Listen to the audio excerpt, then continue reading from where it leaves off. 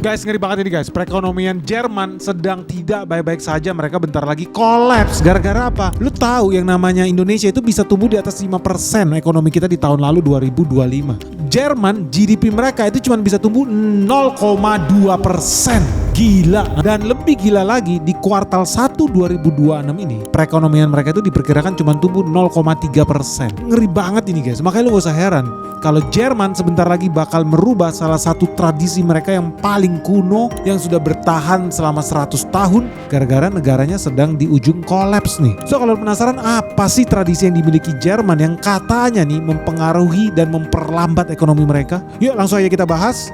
So lu jangan skip video ini, let's check this out. Jadi ya teman-teman ya, itu selama ratusan tahun yang namanya negara Jerman itu punya tradisi unik nih yang namanya apa, istirahat di hari Minggu. Jadi mereka menyebutnya tradisi ini sebagai Sonntagruhe. Jadi maksudnya di hari Minggu lalu nggak usah bisnis, lu istirahat aja bro. Ini di beberapa wilayah di Belanda itu juga punya kebiasaan yang sama. Dan ini ngeselin banget, jujur aja buat gue ya. Pas gue di Belanda ataupun pas kita ke Jerman, lu udah pernah lihat video kita yang pas di Jerman, itu udah kayak kuburan bro tiap weekend. Mau belanja pun gak bisa. Lu kelaparan ya supermarket tutup, nggak ngaruh di mereka. Aneh bahkan. Gue pernah mau bikin janji mau potong rambut, padahal bayar potong rambut di sana mahal loh, hampir 500.000 sekali gunting. Yang gue bingung adalah pas gue datang tokonya tutup. Gue tanya, kenapa lu nggak buka ya? Ini kan weekend. Justru orang kan hari biasa kerja bro, kuliah, ada kesibukan. Tentu lu bisa potong rambut ketika weekend. Terus dia bilang, lu buka dong. Gue bilang, oh nggak bisa bro, soalnya besok hari libur. Gue juga pengen liburan. Gila, dalam hati gue kok nyantai banget ini orang Jerman ini. Bukannya sibuk cari duit, malah sibuk liburan. Nggak masuk akal bro. Tapi ya itu realitanya. Kalau teman-teman lihat di sini pun ada yang dari Jerman, ada yang dari Belanda. Lu pasti udah pernah lihat tuh, apalagi di kota-kota perbatasan yang melakukan kebiasaan yang sama. Weekend tuh libur. Ya kalau di Jerman hari Minggu itu kuburan bro. Pergi ke gereja enggak, orang banyak yang ateis juga di situ. Jadi ngaco tuh. Makanya lu kalau lihat weekend di Jerman, di Belanda, sebagian besar toko itu tutup. Lu rugi makanya. Kalau lu jalan-jalan udah pasti banyak pun orang yang gak siap, kaget, mereka jadi kelaparan, gak bisa jajan. Kenapa? Karena aktivitas bisnis dibatasin. Toko-toko tutup dan cuman beberapa jenis industri lah yang boleh diizinkan tetap beroperasi. Jadi di sini gue bisa lihat ini negara benar-benar sosialis abis ya. Kalau di negara-negara Cina, Hong Kong, Singapura kalau bisa seminggu buka 8 hari bro. Beda nih sama di Jerman nih. Bingung gue, orang mah pengennya bisnis, cari duit terus. Ini mereka malah libur terus. Nggak masuk akal. Makanya nggak usah heran kalau perekonomian Jerman tambah nyungsep. Sebentar lagi juga bakal resesi. Makanya nggak usah heran, kanselir Jerman yang namanya Friedrich Merz ya sekarang mulai mempertimbangkan menghancurkan tradisi Jerman itu.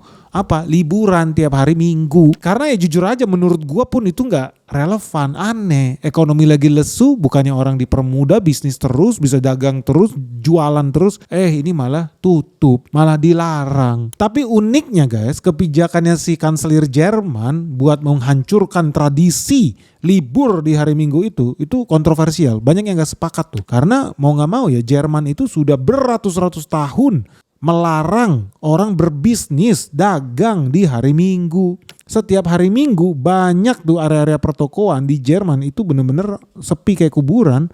Karena ya memang mereka diwajibkan tutup. Karena memang secara tradisional hari Minggu itu di Jerman dianggap sebagai hari untuk istirahat, hari untuk keluarga, hari untuk beribadah, dan hari untuk bersosialisasi dengan warga lain, dengan tetanggamu, atau dengan komunitas lainnya. Nah, kenapa kemudian si Friedrich Merz ini berani ya punya nyali? Menurut gue juga bukan karena mereka pengen nambah musuh. Yang namanya pejabat politik mah pengennya tetap populer lah. Yang pengennya mah dipilih lagi lah. Tapi gue yakin dia terpaksa lakukan ini karena kondisinya sudah terdesak. Kalau enggak, kanselir Jerman tidak akan mengambil keputusan yang sangat fatal ini guys. Apa? Ya tadi gue bilang, perekonomian mereka jangan-jangan lagi nyungsep. Yang pertama ya tadi ya, pertumbuhan ekonomi di Jerman itu sangat-sangat rendah. Ketika Indonesia bisa tumbuh 5% di tahun 2025, perekonomian Jerman cuman tumbuh ya diperkirakan 0,5% nih di tahun 2026 ini. Sadis. Terus yang kedua, industri manufaktur di Jerman itu sudah kehilangan daya saing, sehingga gak heran banyak pabrik-pabrik yang tutup. Dan kenapa guys ini bisa terjadi? Kenapa banyak pabrik yang tutup karena kehilangan daya saing? simple. Karena input cost-nya jadi mahal. Karena zaman dulu Jerman tuh bisa menikmati pertumbuhan ekonomi yang luar biasa. Karena apa? Biaya energi mereka murah. Kenapa biaya energi mereka murah? Karena dia impor gas dari Rusia. Harga sangat murah. Sehingga factory mereka, pabrik-pabrik mereka ya bisa overproduce. Bisa bisnis. Tapi begitu diblokir sumber energi dari Rusia, dan sekarang lu lihat Hormuz juga makin lama makin sempit, makin sulit buat keluar itu barang yang namanya oil and gas dari Hormuz. Mau gak mau ya, buka bisnis hari ini di Jerman, sorry banget nih, itu berat bro. Berat. Ya lu bayangin lah, lu punya pabrik apa? Pabrik furniture. Lu pasti butuh apa? Lu butuh listrik. Kalau listrik udah naik 2-4 kali lipat, apa masih bisa kompetitif pabrik lu? Terus lu bayangin, lu punya pabrik apa lagi? Lu punya pabrik tekstil. Udah pasti pakai apa? Pakai batu bara. Kalau harga batu bara naik terus, bahkan makin langka gara-gara orang-orang yang cinta lingkungan makin banyak di situ. Apa masih kompetitif pabrik lu? Tidak. Jadi gara-gara perang Ukraina dengan Rusia, harga energi di Jerman hari ini makin lama makin mahal. Akibatnya, karena biaya produksi makin tinggi, ya pabrik-pabrik itu jadi nggak sanggup lagi buat berkompetisi dengan pabrik-pabrik lain yang bisa memproduksi barang dengan harga yang jauh lebih murah. Contoh ya kayak Indonesia, sumbernya batu bara, Vietnam, Thailand, India, Bangladesh, China. Udah nggak kompetitif nih Jerman. Makanya lo gak usah heran kalau mobil-mobil made in China udah lebih canggih, lebih modern dibandingkan mobil Jerman, harganya jauh lebih murah. Kenapa? Karena input cost-nya, energi cost-nya aja udah jauh lebih murah di Cina dibanding di Jerman yang sangat tidak kompetitif. Artinya kalau biaya energi makin tinggi gara-gara perang di Timur Tengah, gara-gara perang di Ukraina, ya udah siap aja deh bakal makin banyak pabrik-pabrik yang tutup, yang bangkrut di Jerman. Lebih apes lagi, yang namanya pabrik itu kan butuh tenaga manusia. Yang terjadi di Jerman adalah orangnya tidak hobi bikin anak kayak di Indonesia. Orang hobinya apa di Indonesia? Kawin, bikin anak. Bisa kasih makanan bergizi, belum tentu. Anaknya stunting, gak peduli. Yang penting apa? Bikin anak dulu. Di Jerman begitu tidak.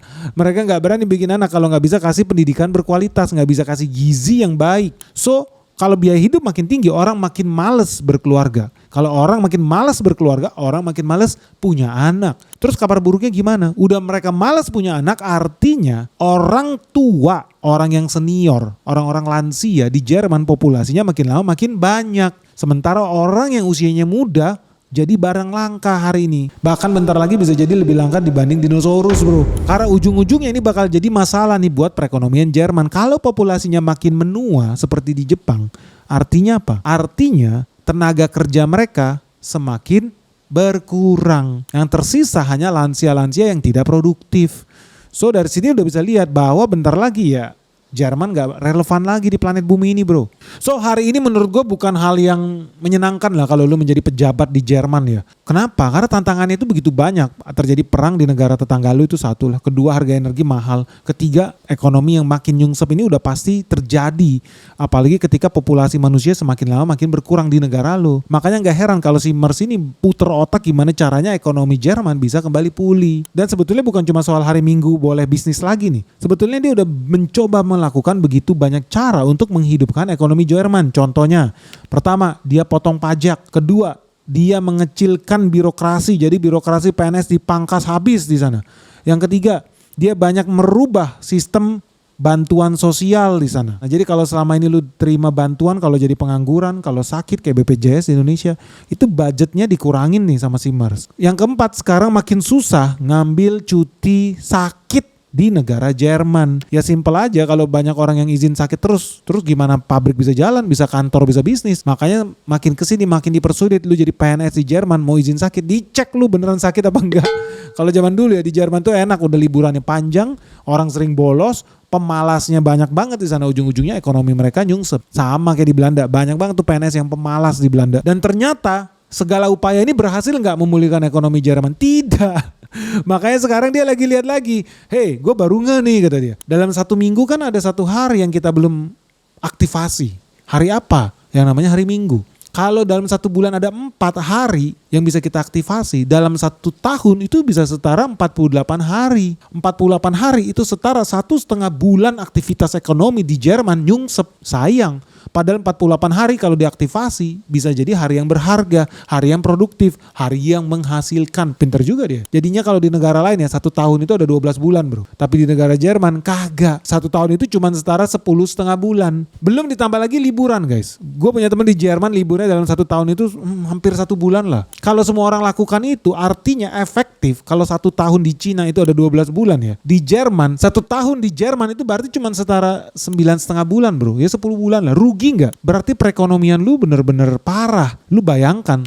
Halo guys, ngeri banget ini guys. Market terus-menerus nyungsep, merah membara dan crash di mana-mana. Nah, buat teman-teman yang merasa bingung nih gimana cara melewati navigasinya nih. Peperangan yang terjadi di Iran, bentar lagi buka cabang di Asia. Kalau lu nggak siap guys, lu jangan kaget kalau lu harus berpisah dengan harta kekayaan lu. Nah, terus gimana kalau teman-teman yang masih belum tahu dan belum tahu gimana caranya bersiap menuju dunia yang makin kacau ini? Jangan sampai lu investasi lu terganggu. Segera gabung di Benix Investor Group. Karena apa yang terjadi di market crash hari ini merah membara sudah gue share dari tahun lalu dan hari ini semua berjalan sesuai skenario yang gue ajarin. So buat teman-teman yang pengen tahu gimana caranya cari cuan ya di era perang dunia 3 ini, segera daftarkan dirimu sekarang juga hanya di www.benix.id. Karena cuma di sini ya kita bakal ajarin lu gimana cara investasi yang benar. Kita bakal ketemu dengan direksi-direksi perusahaan top yang ada di Indonesia. Kita akan ajak lu buat site visit, temu emiten, bahkan kita ada acara sebentar lagi gala dinner bersama seluruh investor di Benix Investor Group. So tunggu apa lagi guys? Orang dari luar negeri aja berbondong-bondong buat ikut Benix Investor Group. Masa lu ketinggalan? Benny Batara, the founder of the Benix Investor Group. Yuk buruan segera daftar di Benix Investor Group sekarang juga.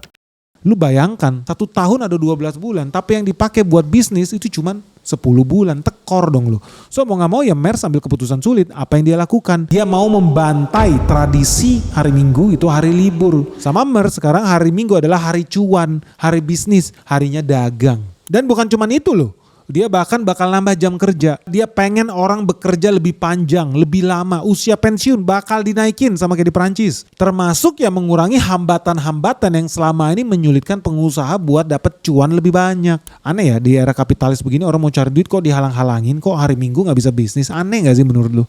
Well anyway itulah paradoksnya di Jerman. Nah ini jadi pertanyaan nih. Bisa gak nih kalau Jerman tetap mempertahankan budaya 100 tahun itu, libur di hari Minggu, Sonntag itu, mereka masih mungkin gak bisa bertahan nih? Karena kayak di Cina ya, di Cina itu banyak loh orang yang kerja dalam 1 minggu 6 hari.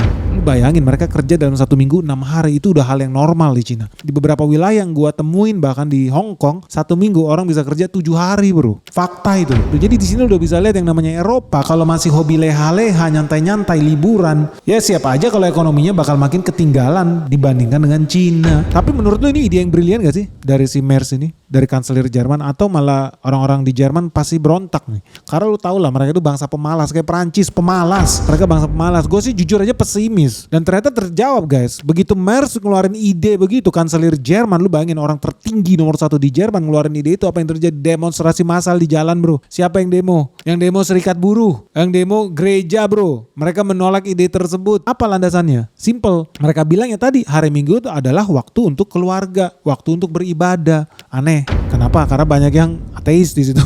Nah yang kedua, karena katanya masalah mental health. Nanti mental health buru-buru karyawan di sana terganggu kalau mereka harus ngantor di hari Minggu. Ini orang Jerman udah kayak Gen Z aja nih di Indonesia nih. Nah, yang ketiga, kenapa serikat buruh demo di sana? Menolak mereka. Karena argumentasi serikat buruh, percuma aja buka toko 7 hari dalam 1 minggu. Karena meskipun lu buka 8 hari pun dalam 1 minggu, belum tentu ada yang belanja. Belum tentu artinya orang otomatis punya duit lebih banyak. Jadi bukan garansi konsumsi akan meningkat ketika hari bisnis, hari dagang ditambah jadi 7 hari dalam 1 minggu. Ya wajar aja ya kalau karyawan pasti gak suka lah dengan kabar begitu. Makanya lo gak usah heran kalau para pebisnis, oligarki, konglomerat di sana juga gak setuju bro. Tapi dari sini lo bisa lihat lah, kalau serikat buruh sampai demo berarti jangan-jangan konglomerat, oligarki, para pengusaha, menurut lo mereka bakal sepakat gak nih dengan masuk kerja di hari Minggu? Ternyata memang faktanya mereka sepakat bro. Karena menurut pengusaha ini ya, ini menurut mereka ya, bukan menurut gue. Menurut pengusaha di Jerman, mereka tuh sering kali sedih lihat wisatawan kalau datang ke Jerman itu gak bisa belanja. Mereka kecewa karena semua toko itu tutup. Kayak kuburan, ini fakta bro. Padahal kan lu tahu lah ya yang namanya wisatawan jauh-jauh datang dari Indonesia mau liburan di Jerman. Tentu mereka usahakan datang itu bukan di hari kerja lah. Tentu mereka pengen ada hari Sabtu Minggu lah yang terpakai di situ. liburan kan namanya. Tapi ternyata tokonya tutup. Kan jadi kayak kena prank. Kasian mereka. Ya gak sih? Itu argumentasi pengusaha di Jerman. Dan aneh juga kalau orang kok dilarang berbisnis, berdagang di hari Minggu. Padahal realitanya banyak kok orang di Jerman yang hari Sabtu Minggu pun belanja dari rumahnya pakai apa? Pakai handphone. Tinggal pencet-pencet pesan barang yang kayak di Indonesia lah. Indonesia kita punya Shopee, Tokopedia, TikTok. Ya realitanya orang tetap bertransaksi kok di hari Minggu. Kenapa toko offline dilarang-larang? Itu loh menurut mereka. Jadi makin gak kompetitif buka toko offline di situ. Malah toko online nih bisa buka 24 jam. Aneh gak sih? Ujung-ujungnya ya retail tradisional, pengusaha retail konservatif yang masih mengandalkan penjualan dari footprint, dari manusia fisik yang hadir, ya makin lama makin gak kompetitif lah dibandingkan dengan toko retail yang modern. Bener juga ya argumentasinya ya. Nah kenapa kita bawa isu ini hari ini guys? Karena di sini gue mau buka paradigma lu. Bahwa apa dunia ini bergerak begitu cepat. Cina bentar lagi mendarat di planet Mars. Jerman sampai detik ini boro-boro ke planet Mars, mendarat di bulan aja belum pernah, mereka nggak tahu mereka rasanya. Dan kalau lu tarik ini dalam analisis ekonomi yang lebih besar lagi, ini jadi indikator yang membahayakan. Kenapa? Karena ini menunjukkan sebetulnya Eropa itu tidak siap dengan perkembangan zaman, dengan perubahan besar yang sebentar lagi akan terjadi di planet bumi ini. Karena kalau dulu ya negara-negara di Eropa, lu lihatlah kayak di Spanyol, Prancis, itu kan isinya pemalas semua tuh bule-bule itu. Apa mereka? Mereka udah terbiasa kok jam kerjanya pendek di situ. Udah terbiasa liburnya banyak di situ. Udah biasa yang namanya work-life balance, mental health. Sekarang mereka harus dituntut menjadi lebih industrialis, lebih brutal. Kayak orang Cina, kalau bisa gak usah tidur, kalau bisa dalam 1 minggu lu tetap bisnis dagang 8 hari. Dari mana 1 harinya lagi? Dari kuburan, pinjem aja dulu, begadang terus.